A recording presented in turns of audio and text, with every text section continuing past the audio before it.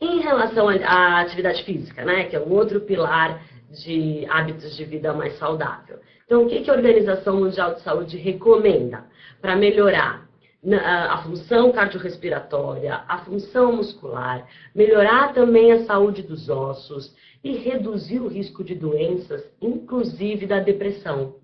Porque fazer atividade física todo dia também libera um neurotransmissor importante chamado serotonina, que é o responsável por essa sensação de bem-estar. Eu já fiz atividade física hoje, né? E agora estou aqui com vocês, não só fazendo o que eu adoro, né? Que é estimular essa alimentação mais saudável, como também já induzir os níveis de serotonina. Então, praticar atividade física todo dia é muito importante para essa sensação de bem-estar, né?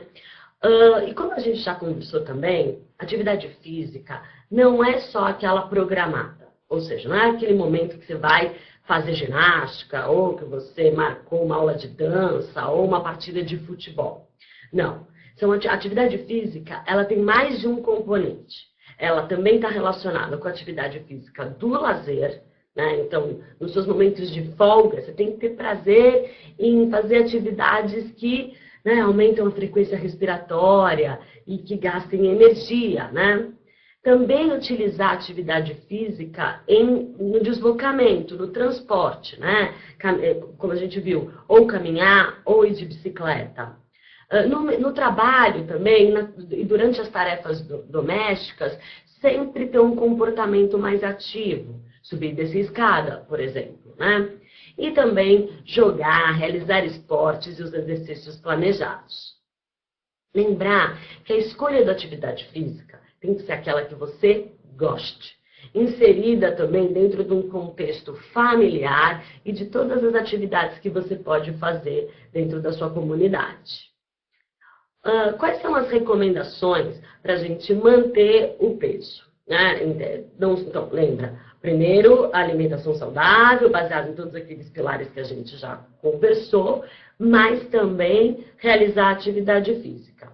150 minutos de atividade aeróbica, de intensidade moderada ao longo da semana.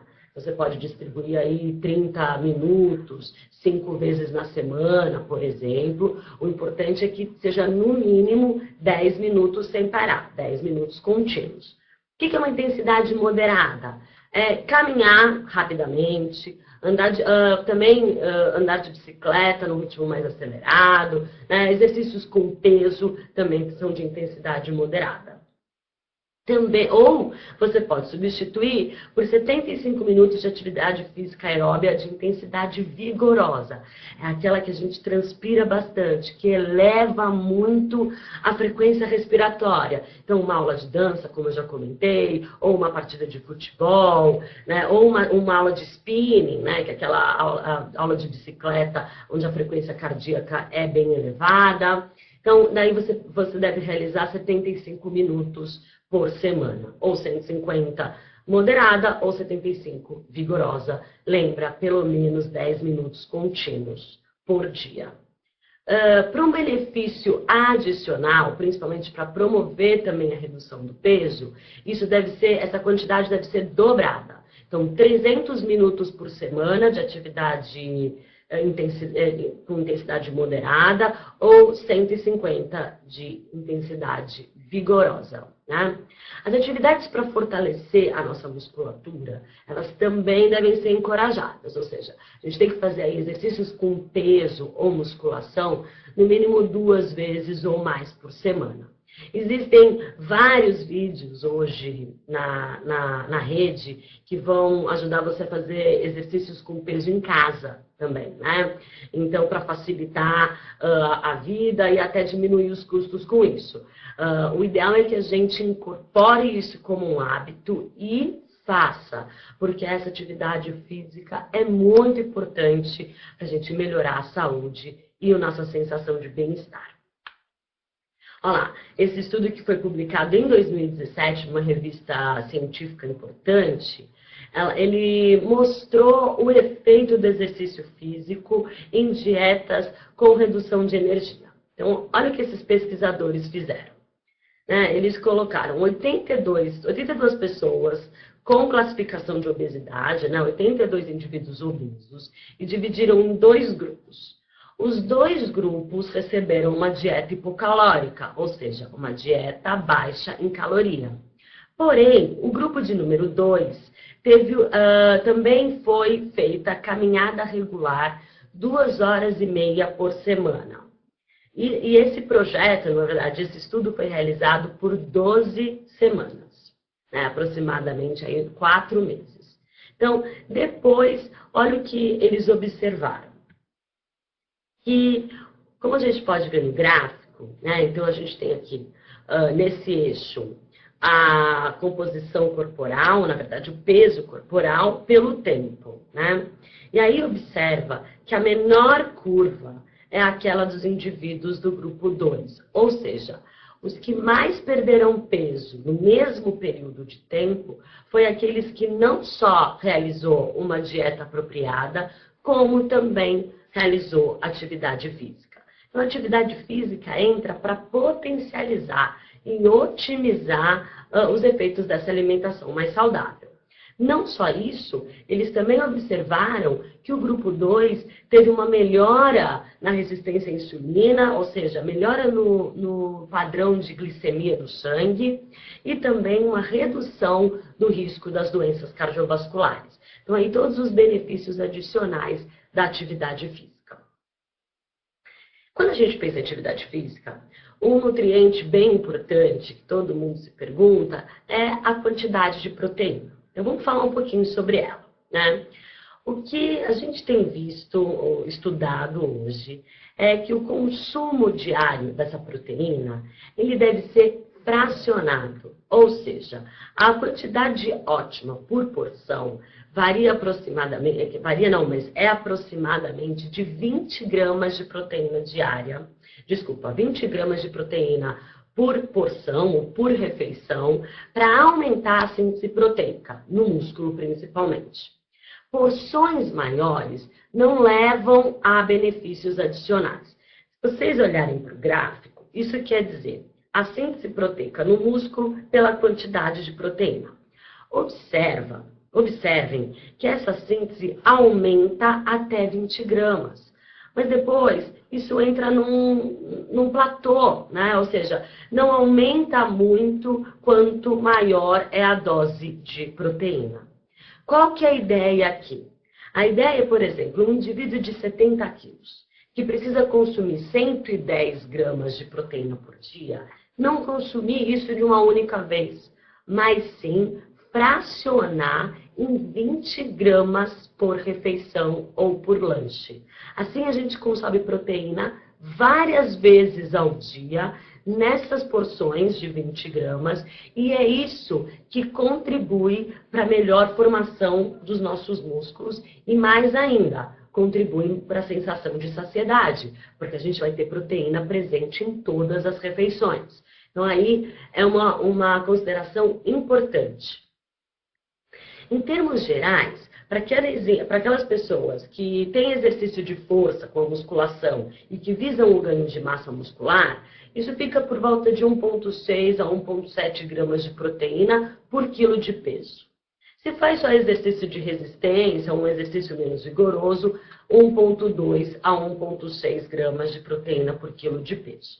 Então, por exemplo, um indivíduo de 70 quilos que pratica exercício de força e quer ganhar massa muscular, só dá para ganhar massa muscular praticando exercício de força, ok? Então, ele deve consumir mais ou menos 112 gramas de proteína por dia. E daí lembra, vamos fracionar em 5 porções de aproximadamente 20 gramas por dia. Consumir essas 20 gramas por dia também antes de dormir é legal, é importante, porque também estimula a síntese proteica e melhora todo esse balanço para recuperação, para o outro dia de treino, né? Aqui eu passei vários números para vocês.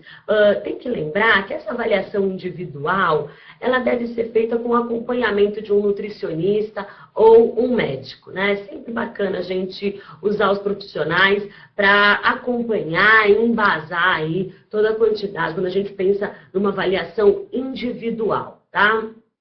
De maneira geral, pensa que se você for escolher um alimento ou um suplemento de proteína, fracionar ao longo do dia. E para ter mais disposição, né? Porque, poxa, para fazer o planejamento de toda a alimentação diária, para contribuir para um mundo mais saudável, né? E para fazer atividade física todo dia, é preciso muita energia, é preciso muita disposição também. Um dos nutrientes aí, ou uma das substâncias que são relacionadas por dar mais disposição ao nosso organismo é a cafeína, por exemplo, né? Ela reduz a percepção de fadiga, ou seja, a gente se sente um pouco menos cansado e isso ajuda a prolongar o tempo do exercício. Aqui alguns alimentos, né? Então, por exemplo, o café coado pode chegar até 200 miligramas por porção, mas fica por volta aí de 120 miligramas de cafeína por porção de 200 ml. Então, é um copo de 200 ml, é um copo grande, tá? Isso vai dar mais ou menos aqueles 5 cafezinhos ao longo do dia. E nessa proporção, isso não ultrapassa a recomendação máxima de cafeína diária, que fica por volta de 400 miligramas. Então, vale a pena investir também nesses alimentos, em produtos que contenham cafeína, para dar mais disposição. Lembra que a cafeína, né, a resposta à dose de cafeína é muito individual. Então, tem indivíduos que ficam superativos com baixas doses, tem outros que precisam de uma dose maior para se sentir mais disposto. Então, vale a pena, né, se conhecer, experimentar e usar aquela dosagem que te deixa mais disposto, mas também sem desconforto. O chocolate é uma opção, né, principalmente esse chocolate 70% cacau, que contém menos açúcar, né, para a gente limitar aí o consumo de açúcar. O guaraná também é uma boa fonte de cafeína, o pó de guaraná. Também os chás, como o chá de erva mate. Então, aí uma ideia de como incluir esses alimentos ricos em cafeína. Não só isso, não para dar mais disposição, parece que a cafeína também deixa a gente um pouco mais esperto, né? Ou seja, mais atento, né? Ela é considerada a substância que tem uma ação no nosso sistema nervoso central mais consumida no mundo inteiro. Olha lá, nos Estados Unidos isso fica por volta de 300 miligramas por dia, que dá mais ou menos uns 4 cafés expressos. Os adolescentes chegam a consumir 100 miligramas por dia. Na Europa, esse consumo varia de 37 até 319 miligramas por dia. E aqui no Brasil, a gente só consome 115 miligramas por dia, que é uma xícara só, uma xicrinha, né, de café expresso. Então, aí, o nosso consumo diário não ultrapassa o limite permitido. E se você achar que é interessante para ter mais disposição, ou se você se sente mais disposto, vale a pena investir na cafeína. Não só na cafeína, mais importante ainda, quando a gente pensa em atividade física, em muita hidratação. O nosso corpo é constituído basicamente por água, e hidratação é a quantidade de água que existe no nosso corpo, que a gente precisa manter todo dia, né? Diariamente. Então, olha lá. Por que a gente precisa manter esse nível de hidratação? Porque a desidratação, a perda de líquidos é muito prejudicial. Então, ela prejudica a performance, principalmente durante atividades físicas mais prolongadas e principalmente quando o clima está muito quente. Também diminui o nosso desempenho mental e cognitivo, além de a gente poder apresentar alguns sintomas como cãibra, ou exaustão, ou até a concentração muito baixa de sódio no nosso corpo, que dá um desconforto, né, e pode levar a complicações mais sérias, né, e aumentar a temperatura corporal. Então, aqui, atenção principal à hidratação principalmente nos dias mais quentes, né? E como a gente deve repor esses líquidos, pensando principalmente no contexto da atividade física. Antes do exercício, de 250 a 500 mililitros de água, aí umas 2 horas antes, mas se você se sente bem, pode ser também até 30 minutos, 20 minutos antes da prática de atividade física. Durante o exercício, né, iniciar a ingestão nos primeiros 15 minutos e depois continuar bebendo água ou líquidos de 15 a 20 minutos, que vai variar de acordo com o tempo de atividade física. Depois do exercício, sempre lembrar de continuar bebendo líquidos para compensar todas essas perdas. E se o exercício durar mais de 1 hora, é importante que tenha uma solução também com eletrólitos, como sódio, né? Então, é importante essas bebidas para atividade física, quando ela for maior do que 1 hora. Ó, já vou até tomar um pouco de água para garantir essa hidratação. Bom, para finalizar a nossa conversa, né, ter disposição no dia a dia, né, ter energia, sentir essa vitalidade é fundamental para que a gente possa ter um hábito de vida mais saudável, né, porque isso dá mais motivação. Então, lembre-se sempre desses 3 pilares. Relaxa também, né? A gente não precisa ficar preocupado com tudo que vai comer, com o tempo que vai fazer atividade física, não. Isso tem que estar encaixado na sua rotina, tem que ser uma coisa mais natural, né? Então, e lembrar que é sempre um pouquinho todo dia. Mas todo dia também você pode se perguntar, né? Minha alimentação, ela está equilibrada? É um pilar fundamental para a gente ter mais disposição. Fiz atividade física, qualquer tipo de atividade física, né? Aquela que eu gosto, também vai te dar mais disposição. E, principalmente, durma bem, descanse, né?